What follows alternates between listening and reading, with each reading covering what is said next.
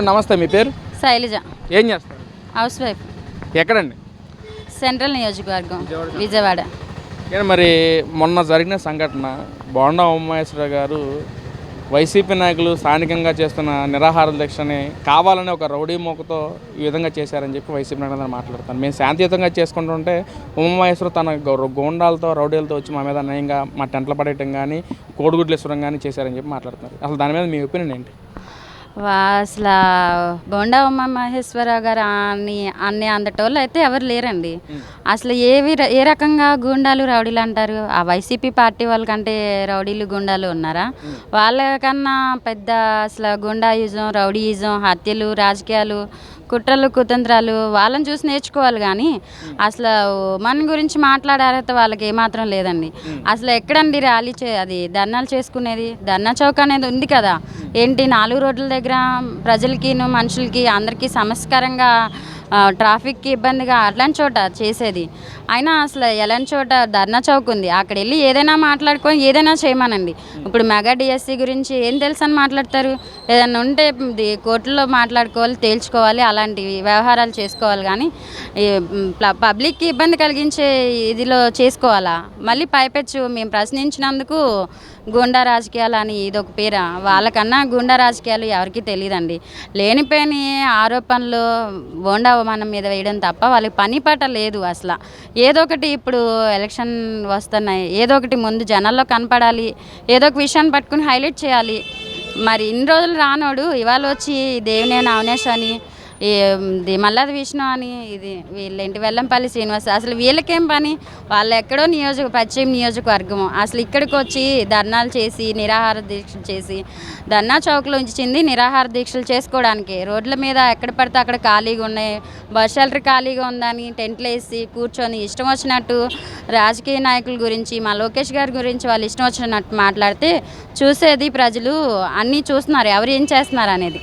వాళ్ళకి ఒక పక్క చంద్రబాబు కానీ లోకేష్ కానీ అసలు శుద్ధపూసనలాగా మాట్లాడుతున్నారు. అసలు మా ప్రభుత్వం అసలు ఎలాంటి కక్షాదింపు చర్యలు కానీ రౌడీ రాజకీయాలు అసలు ఏమీ చేయట్లేదని చెప్పి ఒక పక్కన మాట్లాడుతూ, మరో పక్కన ఇక్కడ బోండా ఉమాతో రౌడీ రాజ్యం తెరలేపుతూ ఉన్నారని చెప్పి మాట్లాడుతున్నారు. మరి అసలు రౌడీ రాజకీయం అనేది అసలు పక్కన పెట్టండి, వాళ్ళని చూసే ఏదైనా నేర్చుకోవాలి. ఇప్పుడు మెగా డిఎస్సి గురించి టీచర్స్కి వాళ్ళకి లోకేష్ బాబు ఎంత చేశారు, ఏం చేశారు అనేది అందరికీ తెలుసు.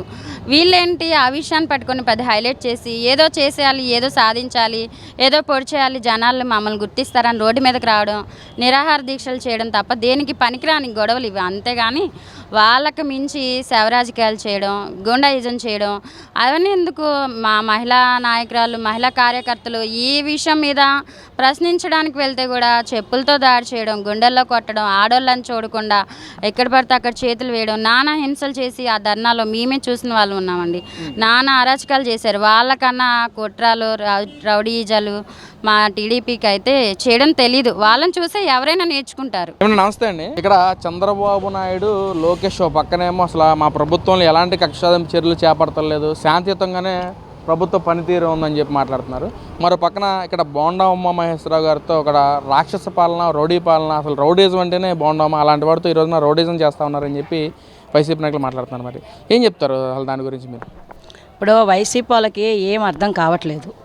ఎందుకంటే ఇవాళ కూటమి ప్రభుత్వమే కానీ బోండా ఉమామహేశ్వరరావు కానీ సెంట్రల్లో ఒక టైగరు అన్నయ్య గురించి ఏమంటే ప్రతి దాంట్లో కూడా ప్రతి ఆడపిల్ల విషయంలో కానీ విద్యార్థి విషయంలో కానీ ఏదన్నా తీసుకున్నా కూడా ఉమన్న దగ్గరుండి చేస్తున్నారు.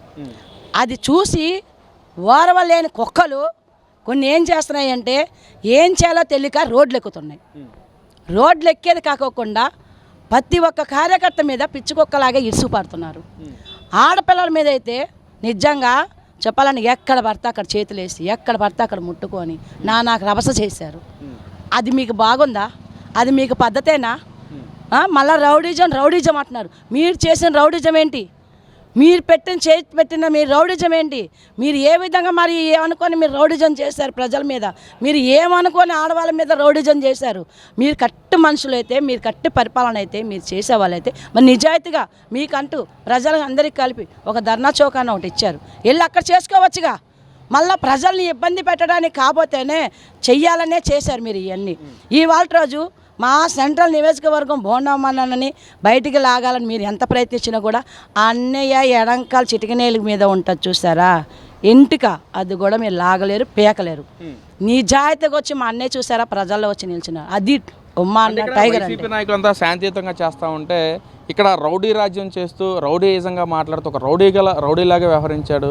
వెల్లంపల్లి శ్రీని కానీ, పేరు నాని గారిని కానీ, ఇటు దేవినేని అవినాష్ వీళ్ళందరినీ కూడా తాట తీస్తా తోలు తీస్తా అని చెప్పి ఒక బూతు మాటలు కూడా ప్రోత్సహించే విధంగా మాట్లాడని చెప్పి కూడా మాట్లాడుతున్నారు. మరి అవును, ఎవరి జోలికైనా వస్తే ప్రజల జోలికి వస్తే ఎవరైనా తెస్తారు తాట. మా అన్నయ్య చెప్పింది కరెక్ట్గా చెప్పాడు. మా అన్నయ్య తప్పు చెప్పలేదు. ఇప్పుడు ప్రజల్ని ఇబ్బంది పెట్టే పని లేకోకుండా నీ అనుకూలంగా ఉండే చోటుకి వెళ్ళి పెట్టుకోమన్నారు. ఇప్పుడు అక్కడికి వెళ్ళి చేసుకోవాలి, కానీ నువ్వు ప్రజల్లోకి వచ్చి ప్రజల్ని ఇబ్బంది పెడితే ఎవరు ఊరుకుంటారు? ఎవరు ఊరుకోరు. మా అన్నయ్య అస్సలు ఊరుకోడు. ఎందుకంటే ప్రజల మనిషి, ఉమా అంటేనే ప్రజల మనిషి. ఉమామహేశ్వరరావు గారు ఒక ఎమ్మెల్యేగా అయినా కన్నా ఆడపిల్లలకి అన్నగా ఉండేదే ఒక మనిషి ఇక్కడ ప్రజలందరికీ. ఈ వాళ్ళ రోజు ప్రజల్ని ఇబ్బంది పెట్టి ఆడపడుచులు ఇబ్బంది పెడతానంటే ఊరుకుంటాడా? నిజంగా తాట తీస్తాడు, తీసి తోలు తీసి ఆరేస్తాడు కూడా అవసరమైతే. నిజంగా రౌడీజం అంటే ఏంటనేది చేయడం మొదలు పెడితే కనుక మా ఆడవాళ్ళే అందరూ కలిపి తాట తీసేవాళ్ళు. మీ దగ్గర తిప్పి కొడతాం 4 ఆడవాళ్ళు కూడా లేరు. మీకు మీద చూసుకోవడానికి కూడా వణికిపోయారు ఒక్కొక్కరు. తాట తీయడం మొదలు పెట్టిస్తే కనుక మా అన్నయ్య అంటే చాలు. అప్పుడు ఎలా ఉంటుందో చూపిస్తాం కూడా ప్రజలు. ఎలా తాట తీయాలో తెలుసు, ఎలా ఆరేయాలో కూడా తెలుసు. బట్టలు ఉతికినంత సేపే మాకు. మీ ఒళ్ళు తోలు తీసి ఆరేయడానికి అదొక్కటి మనిషి గుర్తుపెట్టుకోండి. ఏదన్నా కానీ మాట్లాడేటప్పుడు మా ఎమ్మెల్యే గారిని ఒక మాట అనే ముందు అన్నయ్య అనుకున్న ఆడపడుచులు ఎంతమంది ఉన్నారో అది గ్రహించు. అర్థమైందా? కార్యకర్తలు ఎంతమంది ఉన్నారో గ్రహించు.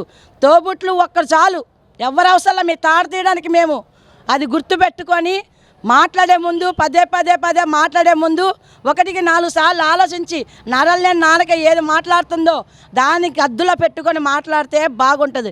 లేదంటే మటుకు మేమే అందరం కలిపి ఆ నరాలు కట్ చేస్తాం.